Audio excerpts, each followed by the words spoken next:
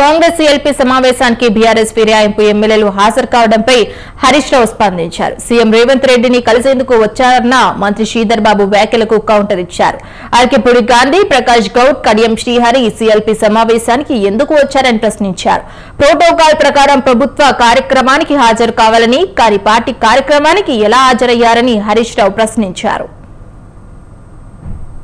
August 15 LP మంత్రి గారు CLP సమావేశానికి అరకపూడి గాంధీ గారు వచ్చారు. ఇకనైనా ఫిరాయింపులపై బుకాయింపులు మానండి అని నేను నిన్న ట్వీట్ చేసిన. దాని మీద శ్రీధర్ బాబు గారు ఎంతో తన యొక్క చాకచక్యాన్ని, తనకుండే తెలివితేటలన్నీ ఉపయోగించి ఆయన గారు అంటారు, ఈ మీటింగ్ ఏదో ఆయన గాంధీ గారి నియోజకవర్గంలో జరిగిందట, మర్యాదపూర్వకంగా ముఖ్యమంత్రి కలవడానికి వచ్చిండు అన్నాడు.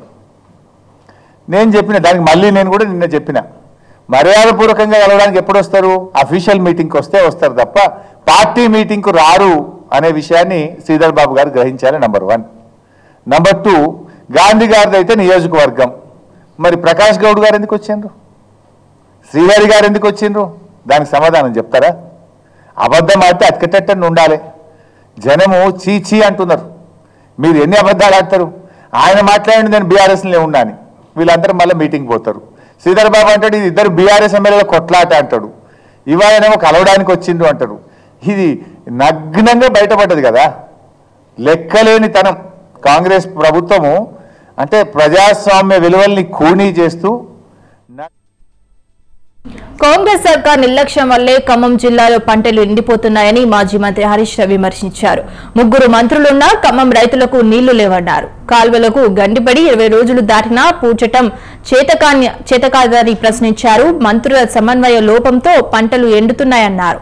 రైతులకు నీళ్లు ఇవ్వడం చేతకాదా అని ప్రశ్నించారు. రైతుల గోస ప్రభుత్వానికి కనిపిస్తలేదా అని ప్రశ్నించారు. వరదల్లో నష్టపోయిన రైతులకు రూపాయి కూడా ఇవ్వలేదని చెప్పారు. ఆగస్టు 15వ తేదీన ముఖ్యమంత్రి గారు ఖమ్మం జిల్లాకు వెళ్ళి సీతారామ ప్రాజెక్టు ప్రారంభోత్సవం చేసిండు.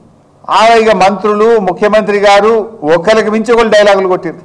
ఇక సాగర్లో నీళ్లు రాకపోయినా, కృష్ణానదిలో నీళ్లు లేకపోయినా సీతారామ పనులను పూర్తి చేసినాం. 70 రోజుల్లో చేసినాం, 80 రోజుల్లో చేసినాం. ఇక ఇంత గొప్పగా ఎవరు చేయనే లేదు. సాగర్ నీళ్లు రాకపోయినా సీతారామ నీళ్లను వైర రిజర్వాయర్కు నింపి వైర దిగువన 1,70,000 ఎకరాలకు నీళ్లు అందిస్తామని జిల్లా మంత్రులు, ముఖ్యమంత్రి గారు పోటీలు పడి చెప్పిండ్రబ్బా. మరి ఇప్పుడు 22 రోజుల నుంచి ఏం చేస్తున్నారు? ఆల్రెడీ స్విచ్లు ఒత్తుతురి, శాల్వలు కప్పించుకుంటారు, పూలు జల్లించుకుంటారు, సప్పట్లు కొట్టించుకుంటారు. మరి పైన ఇప్పుడు పాలేరు కింద కాలువ దిగిపోయాయి. 22 రోజుల నుంచి సీతారామ మోటార్లు ఆన్ చేసి వైర దిగువన 1,70,000 ఎకరాలకు నీళ్ళు ఇవ్వచ్చు కదా, ఎందుకు ఇస్తలేరు? అంటే ఎక్కడ పనులు పూర్తి కాకుండానే సీతారామ మోటార్లు ఒత్తి డ్రామాలు చేసిండ్రా? లేదు రైతులకు నీళ్ళు ఇవ్వడం మీకు ఇష్టం లేదా? ఎందుకు సీతారామ ద్వారా వైర దిగువన 22 రోజుల నుంచి